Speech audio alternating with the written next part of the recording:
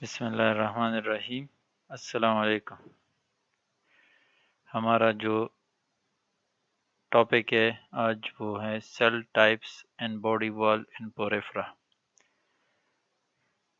We will discuss that what are the different types of cells in the body of porephyra and how their body wall is made of these cell types are organized by these cells. So start करते हैं कि cell types कौन कौन से पोरेफ्रा में कितने different किस्म के सेल्स होते हैं, उनके फंक्शंस क्या होते हैं और वो किस तरह बॉडी वॉल में डिस्ट्रीब्यूटेड होते हैं, मतलब कौन से आउटर सरफेस पे होते हैं, कौन से इनर सरफेस पे होते हैं और सेंटर में मेसोग्लिया में कौन से होते हैं। ठीक, तो नेक्स्ट जो है हम स्टार्ट करते हैं introduction. Why there is a need of discussing cell types in porephyra. There is a reason, because cellular level of organization के लेवल पे अगर हम देखें या के निस्बत से अगर हम देखें तो सेलुलर ऑर्गेनाइजेशन लेवल पोरेफ्रा का क्या है, ये हम डिस्कस करेंगे। तो जनरली जैसे मैंने आपको कैरेक्टरिस्टिक में कहा कि ना टिश्यू होते ना ऑर्गन्स होते पोरेफ्रा में, ट्रू टिश्यू एग्जिस्ट नहीं करते, यानी ये still cellular level of organization है। लेकिन दूसरी तरफ ये मल्टी सेलुलर भी है, यानी एक बहुत यूनिक फीचर कि मल्टी सेलुलर है but no tissues no organ, they are just cellular, they are just at cellular level of organization। ठीक, तो इस वजह से हम ये डिस्कस करते हैं कि सेल टाइप्स तो बहुत ज़्यादा है लेकिन वो इंडिपेंडेंटली ज़्यादातर काम करते हैं, डिपेंडेंट ज़्यादातर एक दूसरे पे ज़्यादा ट्रू टिश्यूज़ की तरह नहीं होते, लिंक्ड नहीं होते, इंटीग्रेट नहीं होते, जिस तरह एक ट्रू टिश्यू में सेल्स एक दूसरे के साथ इंटीग्रेटेड होते हैं, यानी लिंक्ड होते हैं बहुत ज़्यादा फीचर्स में। तो the sponge is like a well defined organization of tissue. ये मैंने आपको बताया कि वेल डिफाइंड टिश्यूज या ट्रू टिश्यूज एब्सेंट है। There is no proper tissues और रेगुलर टिश्यूज और true tissues in the sponge body. Single layer of cells line the outer surface, ये जनरल यानी एक लेयर ऑफ सेल्स होता है, single layer of cells that lines the outer surface of the body. बाहर surface पे एक ही single line of sales जो एक लेयर बना के बॉडी के सरफेस पे मौजूद होते हैं, and a single layer of cells in the internal cavities, यानी इंटरनल साइड पे भी एक लेयर ऑफ सेल और दूसरे आउटर सरफेस पे भी एक layer of cell. Other cells both motile and fixed and fibres occur in mesohyl, या अक्सर इसको मीजोग्लिया कहते हैं, या बेंजेनकाइमी भी बाज लोग बस जगहों पे ये वर्ड यूज करते हैं, यानी outer layer of cells and inner layer of cells, इन दोनों के बीच एक जेलेटिनियस मैट्रिक्स होता है और मटेरियल होता है फ्लूइड जैसा, जिसमें कुछ सेल्स खास किस्म के वो सस्पेंडेड होते हैं, पड़े होते हैं, मूव करते हैं। तो other cells both motile and fix, कुछ फिक्स होते हैं कुछ मोटाइल होते हैं मीजोहाइल में। ये थर्ड टाइप ऑफ सेल है, यानी तीन किस्म के सेल्स है। आउटर सरफेस पे लेयर ऑफ सेल्स, इनर से लेयर और इनके दरमियान मीजोहाइल में पड़े सेल्स जिसमें मोटाइल भी होते हैं और फिक्स भी होते हैं। Each type of sponge cell perform particular function.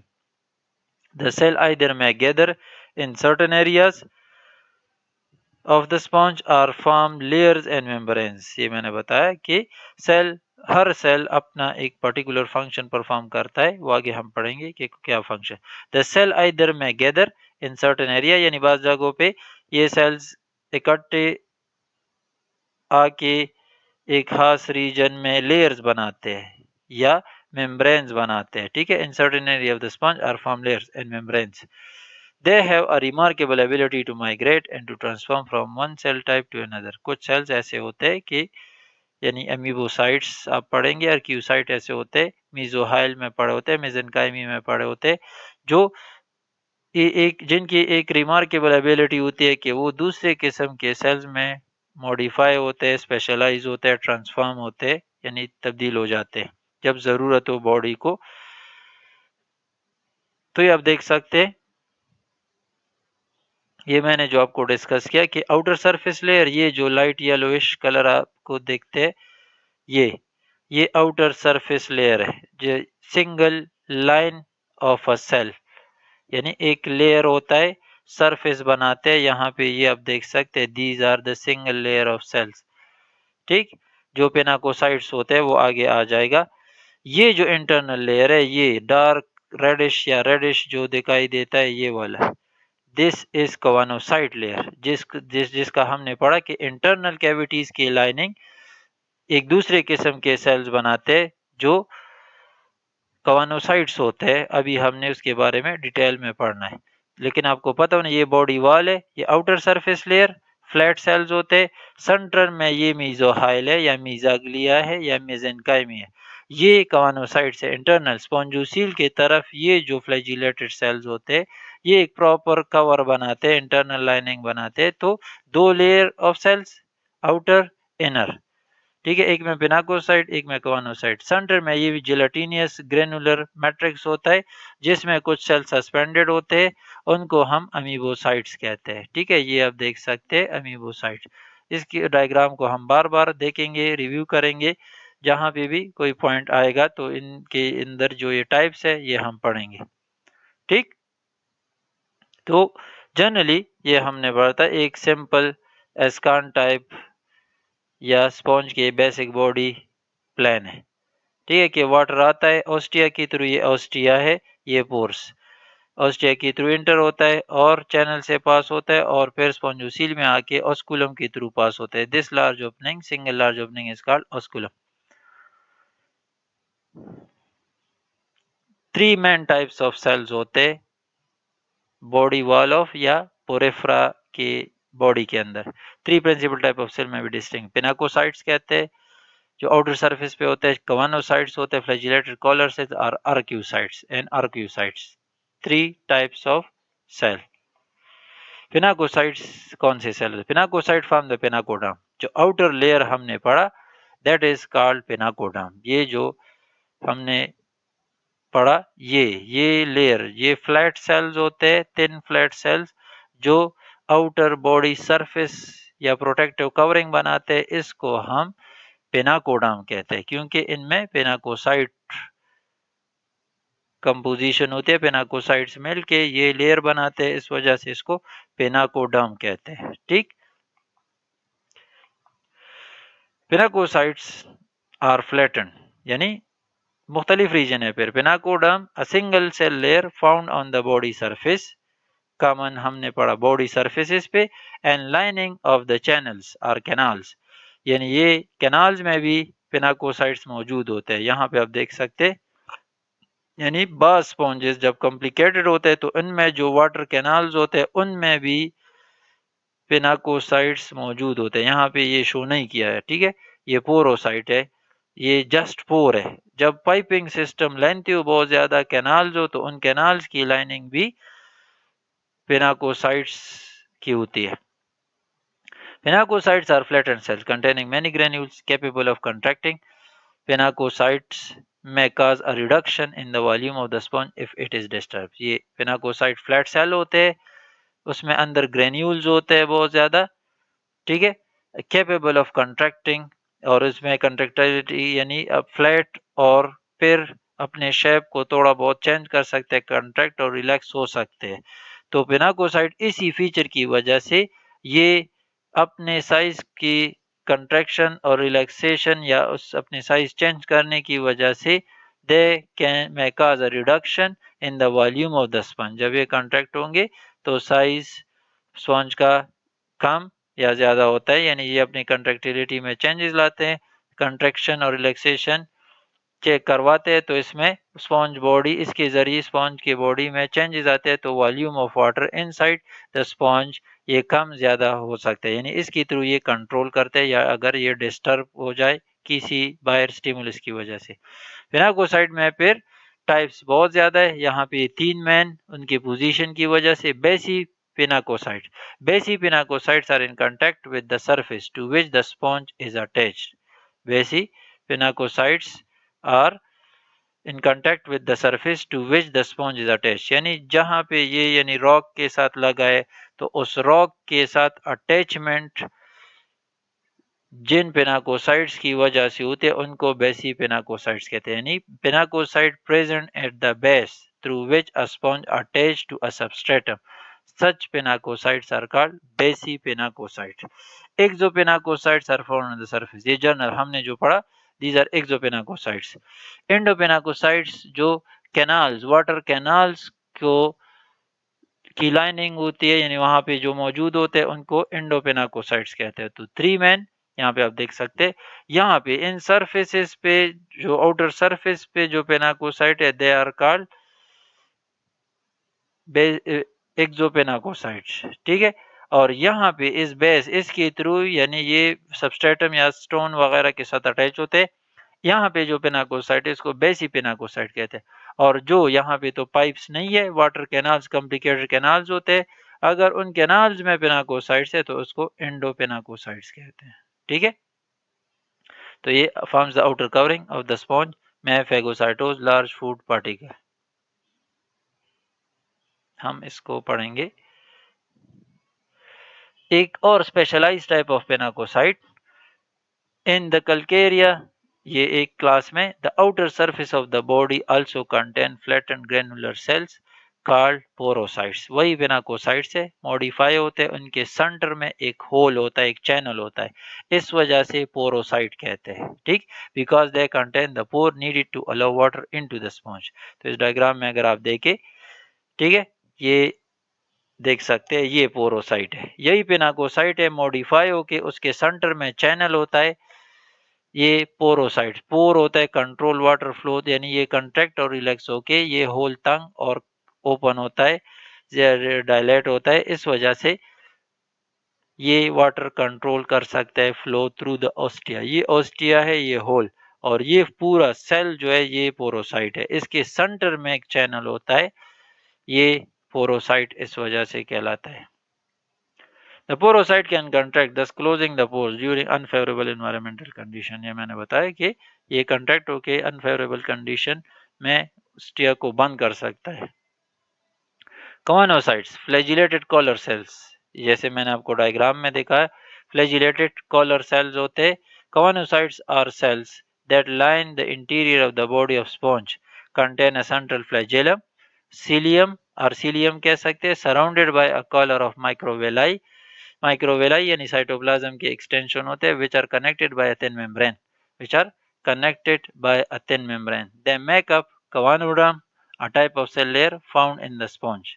They make up choanoderm, यानी जो लेयर ये बनाते हैं उसको कवानोडर्म कहते हैं, क्योंकि कवानोसाइट से बना होता है, इस वजह से उस लेयर ऑफ सेल्स को कवानोडर्म कहते हैं, जो ज्यादातर स्पॉन्जोसील को लाइन करते हैं या रेडियल कैनाल्स को लाइन करते हैं बस स्पॉन्जेस में, या फ्लैजिलेटेड चैम्बर्स को की लाइनिंग करते हैं ल्यूकान टाइप स्पॉन्जेस में। तो कवानोसाइट्स की डिस्ट्रीब्यूशन भी वेरी करती है, आम स्पॉन्जेस में ये स्पॉन्जोसील की लाइनिंग में, या रेडियल कैनाल या फ्लैजिलेटेड चैम्बर्स में ये मौजूद होते हैं, ठीक है। ये आप देख सकते हैं, ये फुल स्पॉन्ज बॉडी है, इसकी ट्रांसवर्स सेक्शन कट है, स्लाइस है, ये ऑस्टिया है, ये जो पर्पलिश आपको दिखाई देते, वाटर इसके थ्रू एंटर होता है, ये जो हेक्सागोनल आपको दिखाई दे रहे, ये पेनाकोसाइट्स है, ठीक है, फ्लैट सेल्स होते हैं पेनाकोसाइट्स। ये जो यहाँ पे आप देख रहे हैं ब्लू कलर, ये कवानोसाइट्स है, फ्लैजिलेटेड कॉलर सेल्स, और इसको यहाँ पे मैं ये पोरोसाइट्स है, ये जो आप देख रहे हैं ये इंडिगो कलर या पर्पलिश, ये पोरोसाइट्स है, ठीक। तो वही डायग्राम थोड़ा सा दूसरे एंगल से, तो ये एक सेल अगर हम यहाँ पे मैक्सिमाइज करें, ये आप देख सकते हैं कि ये जो है ये माइक्रोवेलाई है, और ये मिल के एक सर्कुलर फनल जैसा बनाते हैं, यानी फनल का जो स्टॉक होता है तो उसको हम कॉलर कहते हैं। ये एक्चुअली माइक्रोवेलाई है एक एक, और ये कंबाइन लेमेन के एक ट्यूब शेप स्ट्रक्चर साइटोप्लाज्म की बनाते हैं, जिसके सेंटर में फ्लैजेला इमर्ज होती है। तो ये फ्लैजेला, ठीक, ये कॉलर, और ये सेल बॉडी है, और ये फुल कोआनोसाइट है, ये पर्पलिश कलर या इंडिगो कलर, ये अमीबोसाइट है। इसकी बारी आती है। तो इसका मेन फंक्शन कोआनोसाइट का क्या होता है कि ये बीट करके वाटर करंट भी जनरेट करते हैं, वाटर एंटर होते हैं ऑस्टिया के थ्रू, पास ऑन होते हैं, और यहाँ पे जब वाटर पहुंच जाते हैं तो उसमें अगर कोई फूड पार्टिकल है तो जब इनकी फ्लैजिला बीट करते हैं तो ये फूड पार्टिकल जो सस्पेंडेड होती है वाटर में, वो इसको कलेक्ट करके यहाँ पे लेकर आके एंडोसाइटोस करती है या फेगोसाइटोस करती है, और वो पीछे जाके हर कोआनोसाइट के साथ एक अमीबोसाइट अटैच होता है, उसको हैंड ओवर करता है। ठीक है, यानी फूड कलेक्ट करते हैं वाटर में यहाँ से, ठीक है, यानी वाटर आता है, वाटर भी ये बीट करते हैं, वाटर आता है, ये कलेक्ट करते हैं फूड पार्टिकल, वाटर निकलता है, फूड ये फिल्टर करके यहाँ पे लेकर आते हैं। ठीक है, फेगोसाइटोसाइटोस करके फिर अमीबोसाइट को देके वो फिर डिस्ट्रीब्यूट करता है बाकी बॉडी को। तो इसका फंक्शन, पेनाकोसाइट का फंक्शन क्या था? प्रोटेक्शन है, बॉडी कवरिंग है आउटर सरफेस की। कवानोसाइट का फंक्शन क्या है? फीडिंग है, डाइजेशन है, फर्टिलाइजेशन में भी इवन इन्वॉल्व है, बहुत ज्यादा फंक्शंस में ये इन्वॉल्व होता है। ठीक, तो ये आप देख सकते हैं जर्नल अभी तक जो हमने पढ़ा, ये ऑस्कुलम, ये पोरोसाइट्स, ये आउटर कवरिंग जिसको एपिडर्मस कहते हैं या पेनाकोसाइट कहते हैं, पेनाकोडर्म कहते हैं, पेनाकोसाइट से बना होता है। ये येलोविश यहाँ पे जो दिखाई देता है, ठीक है, ये मीजोहाइल, और इसमें ये ब्लू कलर के अमीबोसाइट्स, और ये जो ट्रायंगुलर शेप के आपको दिखाई देते हैं ये स्पिक्यूल्स है। तो ये एक कंप्रेहेंसिव डायग्राम है एक स्पॉन्ज के सिंपल बॉडी का। ठीक है, तो ये फेगोसाइटोसिस यानी वाटर ड्रेन करते हैं, पास ऑन करते हैं माइक्रोवेलाई से, इस फनल से, उससे फूड ट्रैप हो जाता है इनके साइटोप्लाज्म, इस माइक्रोवेलाई के मेम्ब्रेन में एंडोसाइटोसिस होती है, फूड लेकर आते हैं, और वो फिर अंदर प्रोसेस करके, ये इसका न्यूक्लियस है, तो प्रोसेस करके अमीबोसाइट के हवाले करते हैं। ठीक है, वो फिर डिस्ट्रीब्यूट करते हैं और डाइजेस्ट करते हैं। इस वजह से हमने पढ़ा था कि ये एंडोसाइटो इंट्रासेलुलर डाइजेशन करवाते हैं। ठीक है, और ये सब ये स्पॉन्जोसील है, और ये इसकी इंटरनल लाइनिंग है कवानोसाइट्स की, जिसको हम फिर कवानोडर्म कहते हैं फुल इस लेयर को। ठीक, तो ये कवानोसाइट के बारे में फंक्शन मैंने आपको बताया कि इनका फंक्शन क्या है। फीडिंग, फर्टिलाइजेशन में भी इवन इन्वॉल्व है, मतलब स्पर्म कलेक्ट करना, गेमीट इससे बनते हैं कवानोसाइट्स, बाज स्पॉन्जेस में गेमीट्स इससे बनते हैं। तो ये डिफरेंट फंक्शंस है। मेन वाटर करंट जनरेट करना, ठीक, सेकंड फूड कैप्चर करना वाटर से, एंड थर्ड बाज स्पॉन्जेस में फूड ये डाइजेस्ट भी करता है, लेकिन ज्यादातर स्पॉन्जेस में ये फूड जस्ट हैंड ओवर करता है अमीबोसाइट को, इनगल्फिंग ये कर लेता है, लेकिन डाइजेशन फिर अमीबोसाइट करता है। लेकिन स्टिल इसमें दोनों ऑप्शन है, कवानोसाइट्स भी कुछ हद तक डाइजेशन करते हैं और अमीबोसाइट भी करते हैं। इसके अलावा in some sponges choanocytes can be used to form male gamete. Male gamete बनाने के लिए यानी स्पर्म बनाने में बाज कवानोसाइट स्पेशलाइज होके स्पर्म में कन्वर्ट हो जाते हैं। सो सेक्स सेल्स बनाने में ये इंपॉर्टेंट है, ये इन्वॉल्व है। ठीक,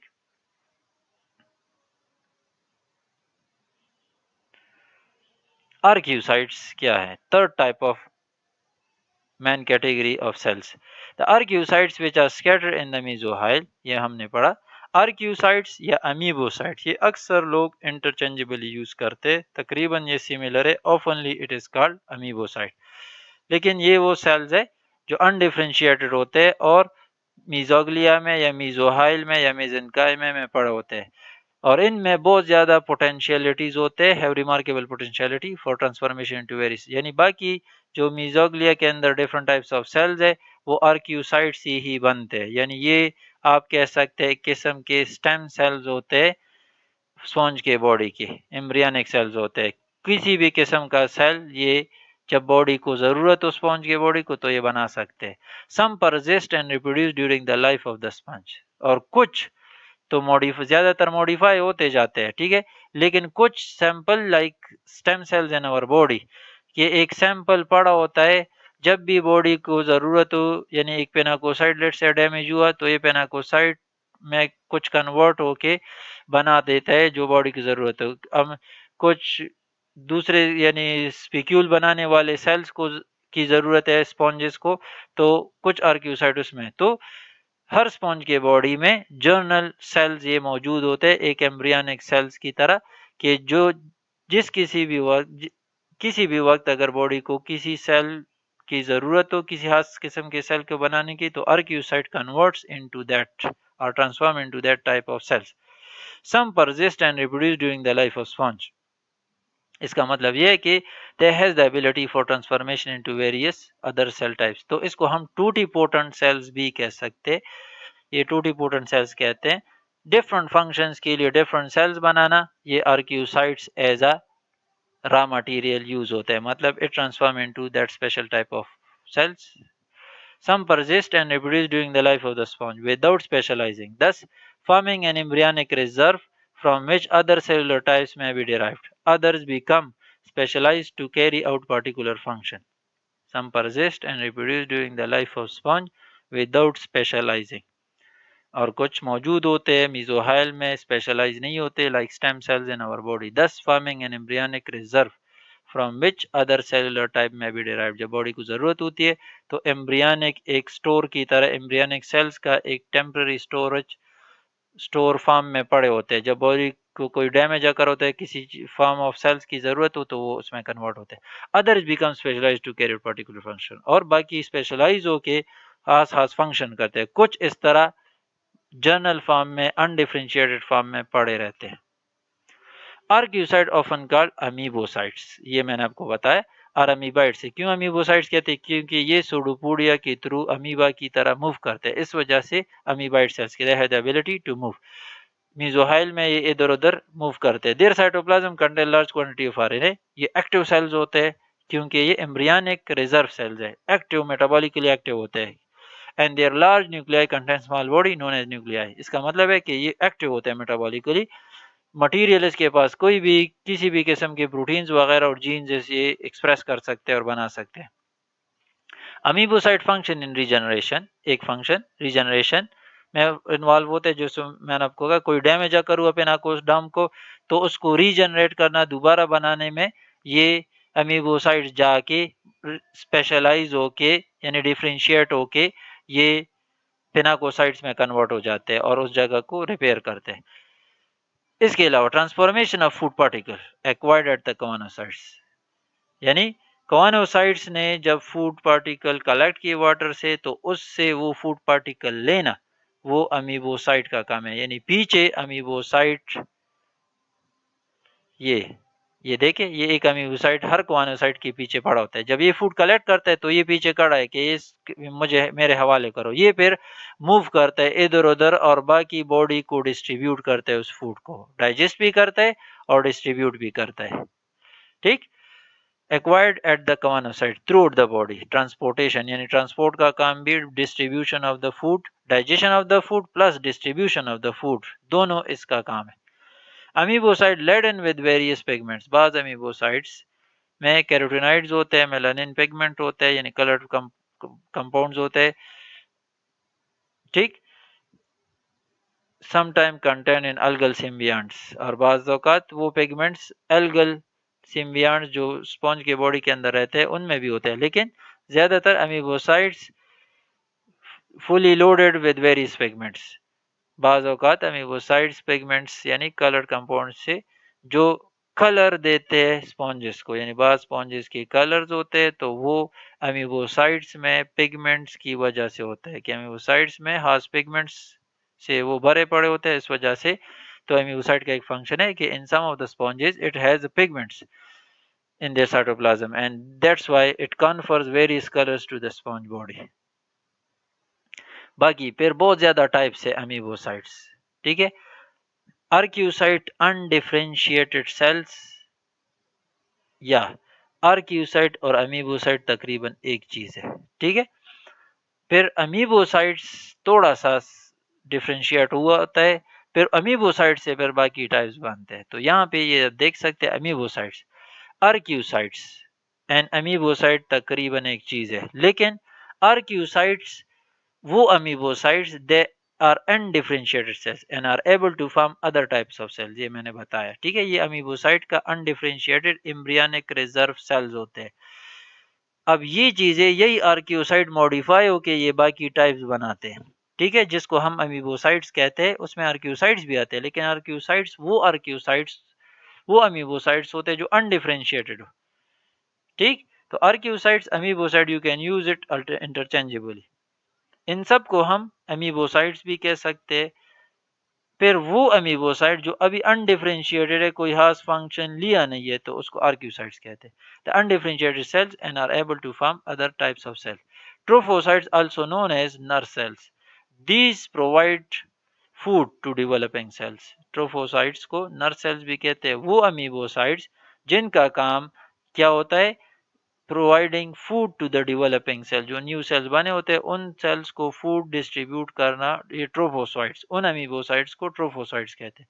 टीसोसाइट्स are thesocytes, those amoebocytes that store food, जो सिर्फ फूड के लिए एक स्टोर रूम की तरह काम करते हैं। वो अपने साइटोप्लाज्म में फूड स्टोर करते हैं। अगर फूड की एक्सेस है यानी ज्यादा है फूड, तो some of the amoebocytes takes this function, are adapted for this function to store that extra food molecules in the form of reserve.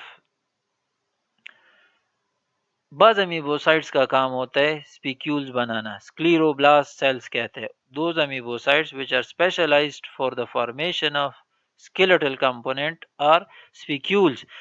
Such amoebocytes are called scleroblast cells. Secrete siliceous spicule, ठीक है। इसमें दो किस्म के, एक स्क्लीरोब्लास्ट, ठीक, स्क्लीरोब्लास्ट journal है, उसमें फिर दो किस्म है, सीक्रीट सिलिशियस स्पिक्यूल, सिलिकोब्लास्ट कहते हैं उसको, सिलिकोब्लास्ट यहाँ पे वो नेम नहीं दिया है, लेकिन सिलिकोब्लास्ट।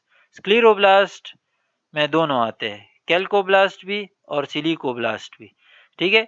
यानी सिलिकोब्लास्ट स्पिक्यूल बनाने वाले अमीबोसाइट्स को स्क्लीरोब्लास्ट कहते हैं। इट सिक्रीट सिलिशियस स्पिक्यूल, उनको हम सिलिकोब्लास्ट कहते हैं, SILICO, सिलिकोब्लास्ट। यहाँ पे वो हेडिंग रह गया है, लेकिन दोज अमीबोसाइट, दो स्क्लीरोब्लास्ट which form silicious spicule, such scleroblasts are called silicoblast, and those scleroblasts which form calcareous spicules, they are called calcoblast or calcicoblast or calcoblast कहते हैं, ठीक है। Myocytes found around osculum and help in opening and closing of the osculum. Osculum के इर्द गिर्द कुछ sales, कुछ amoebocytes होते हैं जो अस्कुलम के ओपनिंग और क्लोजिंग काज करवाते हैं। तो मायोसाइट्स यानी मायोमीन मसल, लेकिन ये ट्रू मसल्स तो नहीं होते, लेकिन मसल की तरह फंक्शन यहाँ पे करते हैं कि अस्कुलम को ओपन करना और क्लोज करना और डायलेट करना और तंग करना। Germ cells, some of the amoebocytes, जिस तरह मैंने आपको कहा कि कवानोसाइट्स भी बाज औकात उससे भी गैमेट्स बनते हैं, लेकिन ज्यादातर स्पॉन्जेस में गैमीट्स जो बनते हैं वो एक खास किस्म के अमीबोसाइट्स यानी जर्म सेल जैसे कहते हैं, दैट प्रोड्यूस स्पर्म एंड ओवा। यानी जिन अमीबोसाइट्स का काम क्या होता है, स्पर्म और ओवा बनाना होता है, they are called germ cells. Chromocytes, some amoebocytes जो ऊपर हमने अभी पढ़ा, सम amoebocytes form or have pigments or color compounds in them, such are called chromocytes. Phagocytes, ये मैंने आपको बताया, कोई भी फॉरेन पार्टिकल आता है वो इसको इनगल्फ करते और उसको डाइजेस्ट करते, एसिमिलेट करते और डिस्ट्रीब्यूट करते हैं। तो ये जर्नल एक लास्ट स्लाइड है, इसमें आप डिटेल से देख सकते हैं कि ये वही डायग्राम है। यहाँ पे आप देख सकते हैं कि लोफोसाइट्स और कलिनोसाइट्स, ये तो मैंने आपको शायद बताया नहीं, लेकिन ये स्केच में नहीं था। लोफोसाइट्स और कलिनोसाइट्स वो जो कोलाजन बनाते हैं, ठीक है। तो फिनाकोसाइट हमने पढ़ा, ओओसाइट यानी जर्म सेल्स के अंदर आया। स्पर्मेटोसाइट्स, स्पर्म बनाने वाले अमीबोसाइट को हम स्पर्मेटोसाइट्स कहते हैं। पोरोसाइट्स हमने पढ़ा, अमीबोसाइट हमने पढ़ा, स्क्लीरोसाइट मैंने आपको बताया जो स्पिक्यूल्स बनाते हैं। फिर स्क्लीरोसाइट और स्क्लीरोब्लास्ट दोनों तकरीबन एक चीज़ है, एक मैच्योर फॉर्म है, एक इमेच्योर फॉर्म है, ठीक है।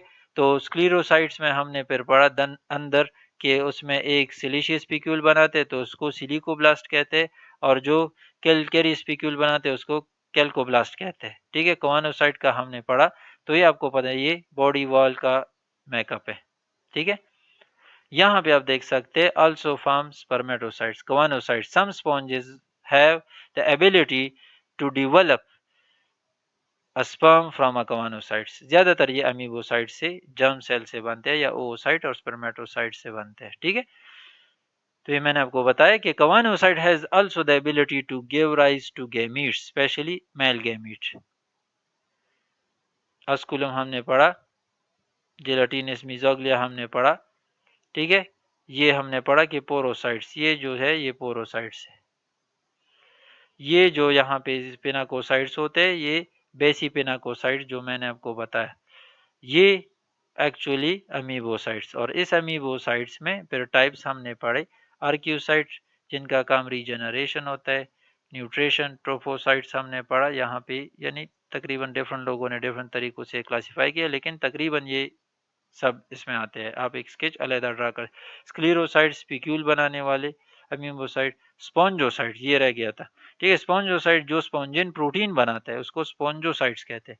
कोलिनोसाइट्स जो सिक्रीट करते हैं कोलाजिन को, लोफोसाइट जो हाईली मोबाइल होते हैं उनको लोफोसाइट्स कहते हैं। लेकिन ये तकरीबन अक्सर लोग ही की में डालते हैं, लेकिन आपको इन सब का पता होना चाहिए कि अमीबोसाइट्स में कितने डिफरेंट टाइप्स है, आर्क्योसाइट्स, क्लीरोसाइट्स, स्पॉन्जोसाइट्स, कोलिनोसाइट्स, लोफोसाइट्स, टीजियोसाइट्स, ट्रोफोसाइट्स, Calcio कैल्सी कैल्कोब्लास्ट, सिलिकोब्लास्ट, germ cells, myocytes. These are all the types of amoebocytes.